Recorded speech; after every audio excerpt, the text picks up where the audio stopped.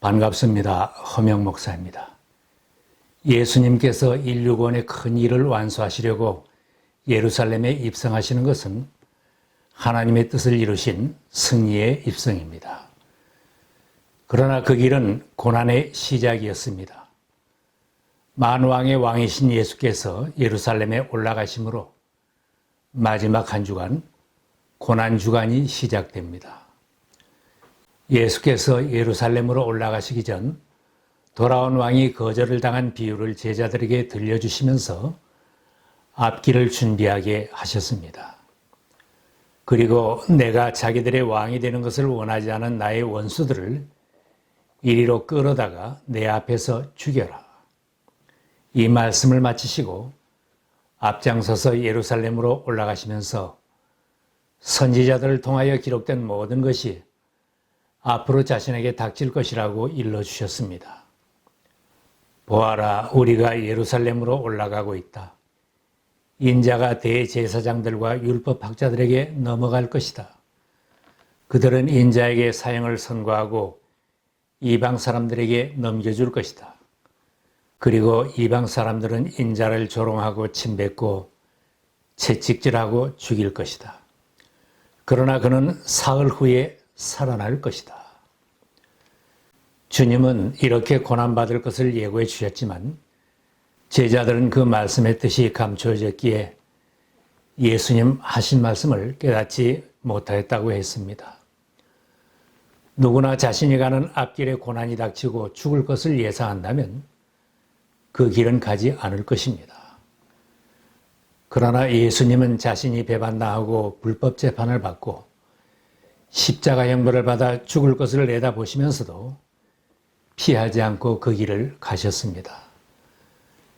감람산에서 간절한 기도를 드리신 것을 보면 예수님 자신도 그 고난의 길은 피하고 싶었던 길입니다.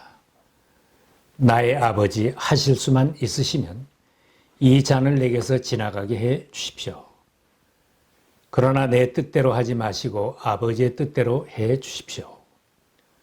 그때 기도하시면서 흘리신 땀이 핏방울같이 되었다고 했는데 그만큼 가기 힘든 길을 가신 것입니다. 사람들은 왕으로 오신 예수님을 몰라보고 거절하며 고통으로 내몰았지만 그곳에서 예수님은 세상 만민을 구하는 하나님의 뜻을 이루셔야 했기에 결단하고 입성하시는 것입니다. 예수님은 그 사명을 완수할 때가 되었기 때문에 예루살렘으로 가셨습니다. 주님은 언제나 모든 일을 때맞추어 행하셨습니다.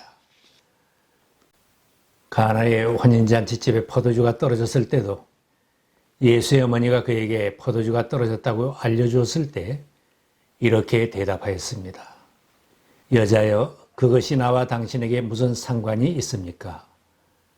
아직도 내 때가 오지 않았습니다. 예수의 형제들이 초막절이 가까워지자 예수에게 권했습니다.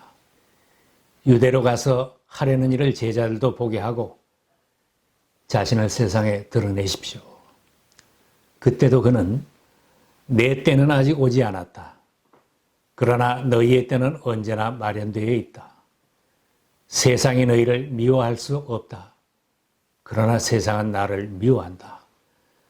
그것은 내가 세상을 보고서 그 하는 일들이 악하다고 증언하였기 때문이다. 너희는 명절을 지키러 올라가거라. 나는 아직 내 때가 차지 않았으므로 이번 명절에는 올라가지 않겠다. 이렇게 말씀하시면서 갈릴리에 그냥 머물러 계셨습니다. 이제는 때가 되었기에 예루살렘으로 올라가시는 것입니다. 예수께서 하시는 일은 구약성경 다니엘서에 놀랍게 예언되어 있습니다.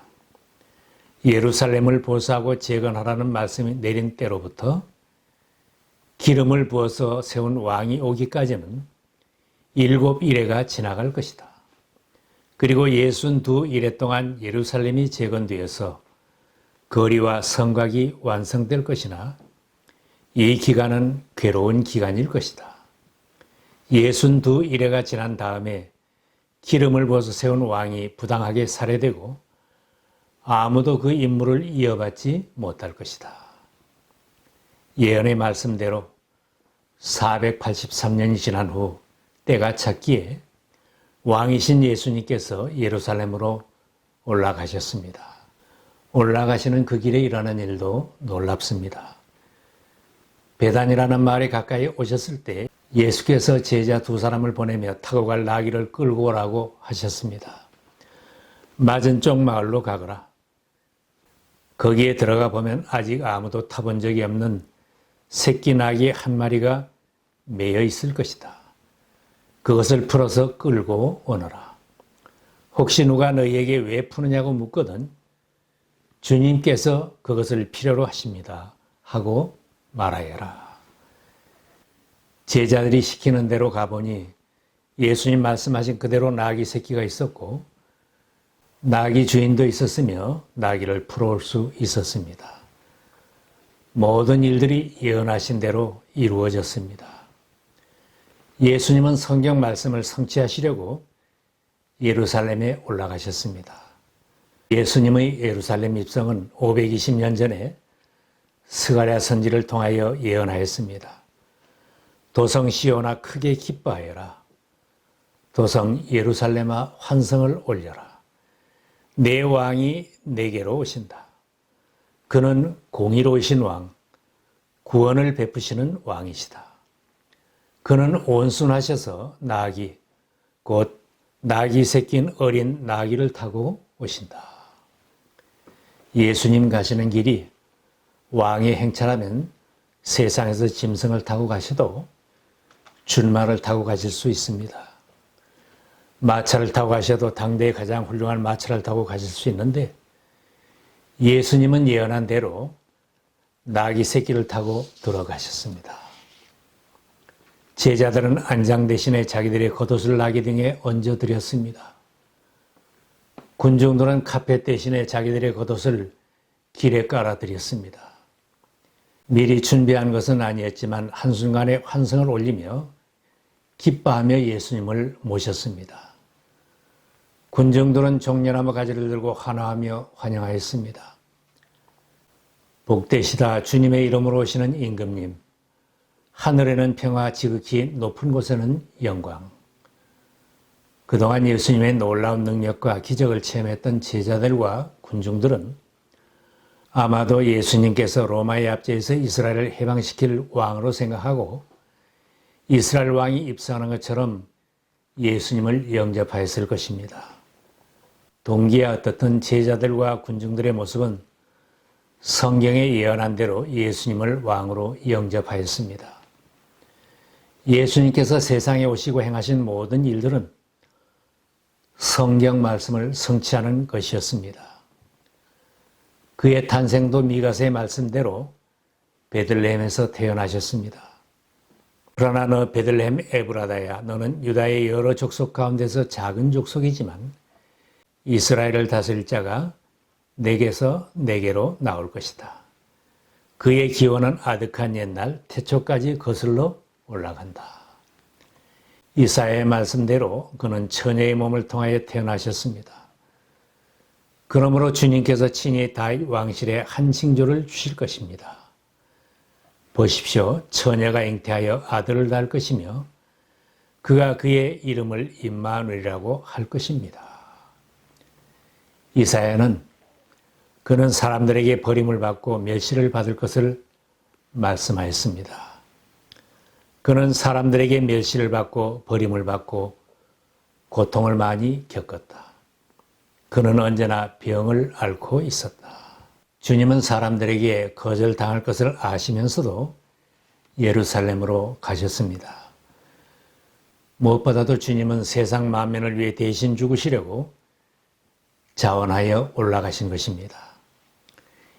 이사야는 주님의 고난과 죽으심은 죄인들을 대신하여 죽는 것이라고 말씀하였습니다. 그러나 그가 찔린 것은 우리의 허물 때문이고 그가 상처를 받은 것은 우리의 악함 때문이다.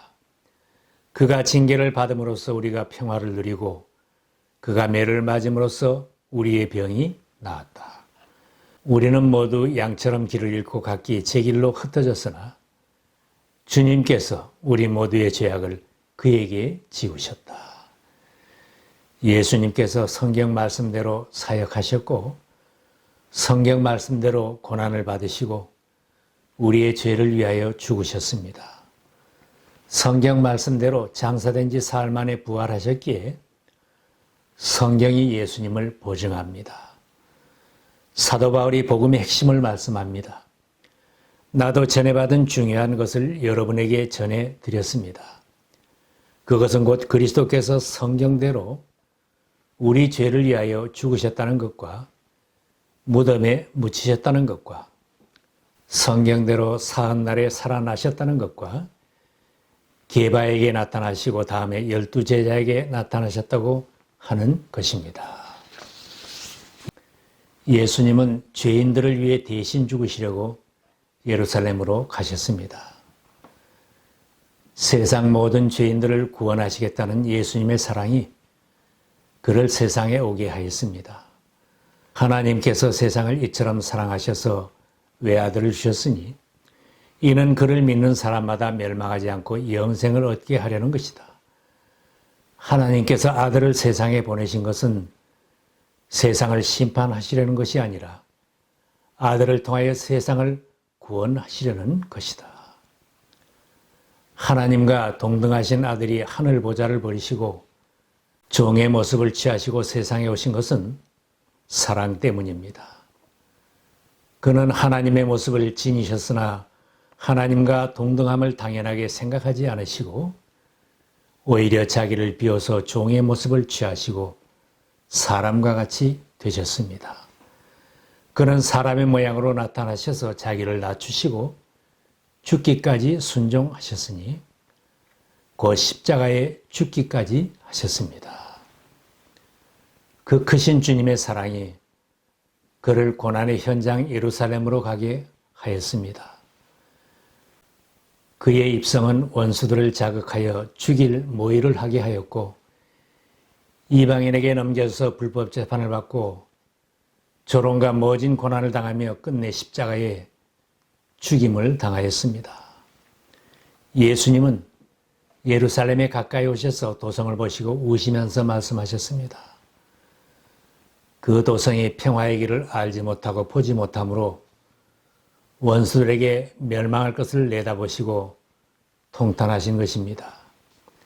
그 날들이 너희에게 닥치리니 너의 원수들이 토성을 쌓고 너를 에워싸고 너를 사면에서 죄어들어서 너와 내 안에 있는 내 자녀들을 짓밟고 내 안에 돌 한 개도 다른 돌 위에 얹혀 있지 못하게 할 것이다. 왕으로 오신 구주 예수님을 거절하고 십자가에 처형한 예루살렘의 비극적인 미래를 내다보시면서 우셨습니다. 이렇게 처절하게 멸망하는 것은 그들이 찾아오신 하나님의 때를 알지 못했기 때문이라고 말씀하셨습니다. 이것은 하나님께서 너를 찾아오신 때를 내가 알지 못했기 때문이다. 우리 모두에게도 왕으로 오시는 예수님을 영접하고 구원을 받을 때가 있습니다. 하나님께서 나를 찾아오신 때를 놓치지 않고 왕이신 주님을 나의 왕으로 영접하는 복된 인생이 되시기를 바랍니다. 주님이 나를 부르시는 때가 있고 주님이 세상에 다시 오시는 때가 있습니다. 모두가 깨어 있어서 이 기회를 놓치지 않고 주님 앞에 담대히 설 수 있기를 바랍니다. 지금 나에게 시간이 있을 때 나를 찾아오신 주님을 영접하시고 나 대신 죽으시고 나를 구원하신 주님을 나의 왕으로 모시고 평생 동행하시기를 기원합니다.